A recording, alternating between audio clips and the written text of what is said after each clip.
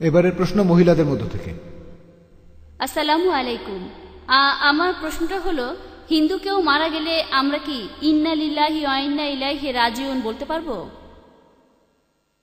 বোন, আপনি প্রশ্ন করলেন যে হিন্দু কেউ মারা গেলে আমরা ইন্না লিল্লাহি ওয়া ইন্না ইলাইহি রাজিউন বলবো কিনা। আর লোকজন সাধারণত ভাবে শুধু কারো মৃত্যুর খবর শুনলেই এই দোয়াটা পড়তে হবে। এটা কোরআনের একটি আয়াত। এটা বলা হয়নি যে শুধু মৃত্যুর খবর শুনলেই এই দোয়াটা পড়তে হবে। যদি আপনার মনে হয় যে কোনো কিছু সেটা ঠিক না, যেমন ধরেন কেউ পড়ে যাচ্ছে তখন বললেন ইন্না লিল্লাহি ওয়া ইন্না ইলাইহি রাজিউন, তার মানে এই না যে আমি ভাবছি সে মারা যাবে। কেউ হয়তো ভাববে যখন দোয়াটা পড়বেন, ও লোকটা তো পড়ে গেছে, এখনো মারা যায়নি। অনেক মুসলিমই মনে করেন দোয়াটা শুধু তখনই পড়বেন যখন কেউ মারা যায়। এটা একটা ভুল ধারণা।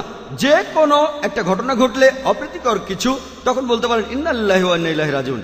এবারে প্রশ্নের উত্তর দেই, কোন অমুসলিম মারা গেলে আমরা এই দোয়াটা পড়তে পারবো কিনা। এই আয়াতটার অর্থ কি? পবিত্র কোরআনে এই আয়াতের অর্থ হলো তার কাছ থেকে এসেছি, তার কাছে ফিরে যাব। এমনকি অমুসলিমরাও অন্য কোনো জায়গা থেকে তারা আসেনি, আল্লাহ তাআলার কাছ থেকে এসেছে। আল্লাহ তার সৃষ্টিকর্তা, আল্লাহ তার রব, আল্লাহ তার খালেক, আলহামদুলিল্লাহ। আর সে আল্লাহর কাছে ফিরে যাবে। এমনকি যদি মুশরিকও হয় তাহলে এই দোয়াটা পড়লে কোনো ক্ষতি নেই।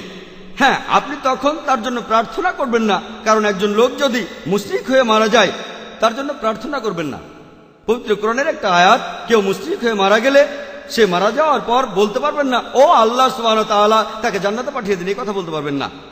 পবিত্র কোরআনে সূরা নিসার 48 নম্বর আয়াত এবং 116 নম্বর আয়াতে উল্লেখ করা হয়েছে, যদি কেউ মুশরিক অবস্থায় মারা যায়, কেউ যদি মুশরিক হয় আল্লাহ কখনোই শিরক করাকে ক্ষমা করবেন না। যদি মৃত্যুর আগে সেই মুশরিক অনুতপ্ত হয় আল্লাহ তাকে ক্ষমা করবেন। তবে কেউ যদি মুশরিক অবস্থায় মারা যায় কখনোই সে জান্নাতে যেতে পারবে না, তাই জান্নাতের জন্য দোয়া করতে পারবেন না।